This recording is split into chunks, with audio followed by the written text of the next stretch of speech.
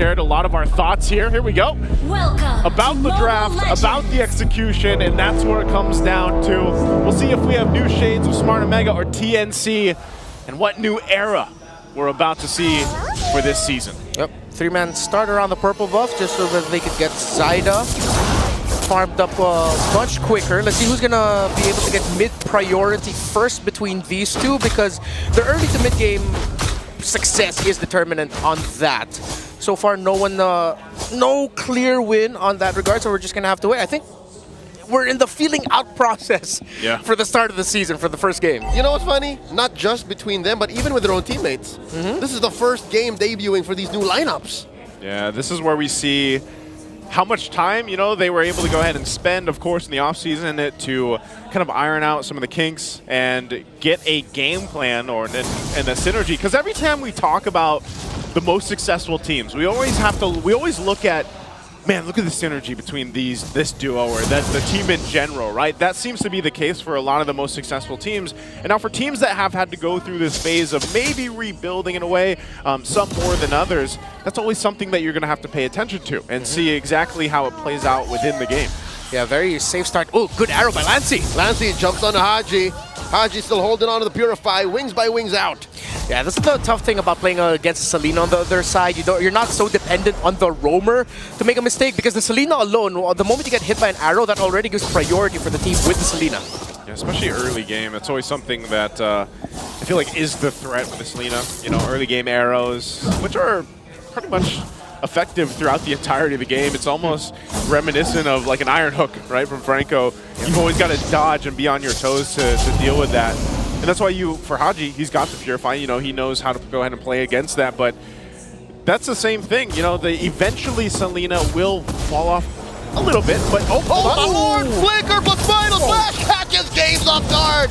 Smart Omega are a man down. The Phoenix Army rolling through, taking the first turtle. You know what doesn't fall off? What? Good final slash. Yeah, I like that. That was great. Yoshi might get stuck here, though. Nope. Yoshi dodges a bullet there. He's able to jump out.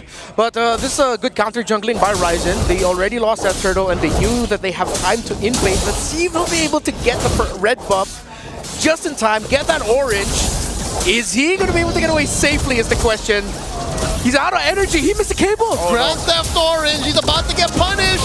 Ryzen running through. Oh, does not get the dodge, and he does! His former teammate Chaknu misses just by a millisecond with the AOG. I can't believe he actually got away with that. Yeah, I thought the AOG would be able to clip him there right at the end, but good management of energy by Ryzen, being able to get those cables that mattered. Sneaky Dean. Sneaky Dean. Hey, again.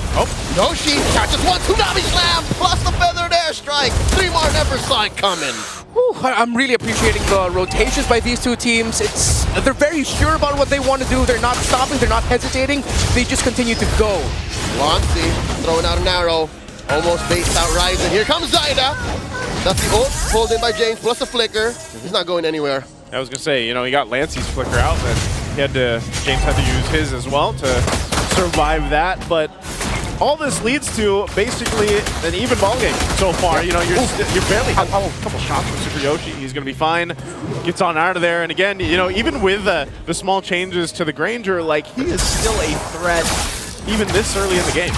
Yeah, I feel like there's a big heat check for Omega that they're going to have an answer for Benny Cutie once the bigger team fights break off. Because right now we're just seeing fights break off all across the map, which makes sense considering that Omega wants to stop TNC from being able to take control of it. You're going to have to match the macro. But then once it gets to Turtle 3, once it gets to Lord 1, then who has the better farmed up gold laner and who's more comfortable? Right now, there's no clear answer. So one of these two teams, needs to pull the trigger on diving that carry or diving that Granger. Long and short of it, you can't keep chasing multiple geese. You're going to end up missing all of them. You got to choose one. So someone's got to go all in. Can they get punished? 3 bar. Misses with the final slash, walks away. And there's the ult. Catches him with the feather strike 2. In comes Chakno. AOG, point blank. Oh, no one home. James had the immunity there. Ryzen dashing through. Tsunami Slam on Lancey. Might be too low. Ryzen takes his head. Ryzen walks away. That's Smart Omega getting 1 man down. TNC not poised to take the second turtle. Oh, surprisingly enough, I really thought that TNC could find a way to walk out of that with actually getting the win because of how Omega actually blew a lot of their abilities too early, but then Omega still is able to get the kill on Lancey, giving them a little bit more priority here. Oh, Omega may have spent too much on their ult. In comes Super Yoshi. James a little too deep. Enough to get the damage reduction off of 3, off of 4. Another fair airstrike coming in from Haji. Maybe short of Salvo, who got the turtle inside. Still 100%. Turtle take rate for the Phoenix Army. They take Super Yoshi along the way. Great job fighting back. You know, TNC, they might have lost that initial fight earlier on leading into Turtle, but they went ahead and recalibrated, got a couple more, plus the objective. So they keep it from slipping too out of the hands because Smart Omega was building up on a lead. Benny Cutie should be able to get this turret. I don't think Netsky gets there in time, so that's going to clear that out. So good trading across the map. Gentlemen, is it just me, or is Smart Omega in Season 16 looking like the old Smart Omega, where they're a little too orthodox? Yeah. They're always making sure that we get this right, or we don't try at all. Yeah. For Omega though, hopefully they change that and just keep trying. At least you're doing something. There though, it's funny I say that because I feel like James went in just a little bit too early, just a little bit off timing. He gets taunted. He seems to be the only one who's different. Yeah. Everyone else is playing on that side of caution, while James is just always looking for fights. Yeah, and I think now I'd rather say to Omega that go with James. Whatever James did, follow him.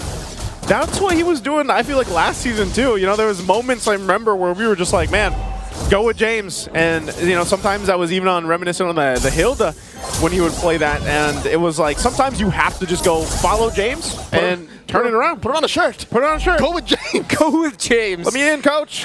You don't need to put a hashtag on it. Just put it on a shirt. Benny Cutie, by the way, still has no stacks on the Sky Piercer he just built. He got his first kill before the Sky Piercer. So have to watch out for that now on the side of Omega. We were talking about that earlier, the conditions of the gold laner. Because so far, with all of the dive on TNC and how much damage they can dish out and space that they can provide for this Granger, yeah, someone needs to get Benny Cutie. And yeah, it's James, but someone else needs to go with him to pressure Benny Cutie. Some progress, though, for the Bagong Barangay. There's a push by Netsky up top. And I remember us talking about taking control of the map. It's them who has the turret advantage. Yeah, they'll play into that. Again, they are playing around the fact that TNC has some of the vision advantage with Aslina, but they'll fight for this turtle. I think Smart Omega's in a good position to go ahead and actually take this one for themselves if they can secure it here. We got a buff being secured by Ryzen. This is the final turtle spawning in the lower quarter. James gets the pull. Arrow lands on Haji. Lancey spots him. James, he's spotted by a trap here. He can't jump in as quickly. I was actually quite surprised that Haji got hit there, but Lancey's landing these arrows. Yoshi, less than half health, gets blasted by Benny Cutie. In comes Ryzen, threatening a trap there. Lancey drops it. Feather strike coming in from Haji. AOG from the Mamba hits 3, but he pays the price. Netsky takes him down. Lancey, though, goes down to the back line. Super Yoshi finds Benny Cutie. Down goes Yoshi. The punish by Zyda. Bodies dropping left and right, but it's a winning trade. 4-for-1. Ryzen secures the final turtle. Miscalculated there by TNC. Zyda, the only one left alone. Don't give away another kill, man. He will. Zyda just hiding behind his orange here. Hides in the bush. Ryzen still pretty solid on energy. Does not let Zyda go. Finds him. Hits a cutthroat. No one home. Ryzen doesn't want to let him go. Underneath tier 2, Ryzen knows he can't force it. That jump by Chaknu. The other members of TNC were clearly not ready for it to happen. And you also have to, again, commend Lancey. When Ryzen swept in, he wanted to deal some damage. He got hit by an abyssal arrow mid-air, which stopped him. And with being able to do what he wanted to do there, it forced Ryzen back, but then that gave the space actually for Omega, because TNC, that back by Ryzen was what Chaknu decided to go for the jump for. So it's a non-synergy. Yeah. You wanted everyone to go in, but you forced them to go back. Yeah. Three again? Here we go. 3mar misses another final slash. In comes James. They go with James. Down goes 3mar. Chaknu's gonna follow through. Ryzen finds another. 404. No errors found so far in Sneaky Dean's play. Sneaky Dean once again, but man, 3mar's done that about 3 times, and they haven't worked. Maybe 3 more times. 3 more. Hopefully that's the last. I'm gonna ask it now. Hopefully that's the last time, because I feel like for TNC Pro Team, clearly with Chaknu, 3mar really wanting to dive and enter, the rest of TNC Pro Team are lagging behind. They're not ready for the engagements that they are doing. The Barangay may have found the perfect mix of proactivity and reaction because TNC, they're way too proactive. Yeah, they are. And a lot of this, again, is on the whims of, hey, we've got an Arlot, throw him out there. Chaknu as well, jumping on in. You know, at some point, you got to be like, all right, we got to maybe hone it down a little bit because Benincuity is just trying to farm up, get to his point where, you know, he is that threat on the Granger now, especially with the Lord up. I don't know if you're in a position to actually contest this, but knowing 3mar, he's got his final slash. He doesn't want to use the flicker, but they might jump for this one. Joseph, he doesn't have a flicker. In comes James, force a response from 3mar. And Chaknu. Chaknu gets hit with a Tsunami Slam. Goes ahead, frees himself, goes down. Down goes Benny. Ryzen finds him. Down goes 3mar too. Ryzen is a man possessed. He finds another. Chaknu in the eyes of Sneaky Dean gets taken down. Triple kill for Ryzen. And the Lord goes to Omega. They're not done yet. They're still moving forward. Omega, clean. Wow. All the punishes that they did, that's it. Oh, they're in the base. Just one defender left. Zyda gets taken down. So does the base. Smart Omega takes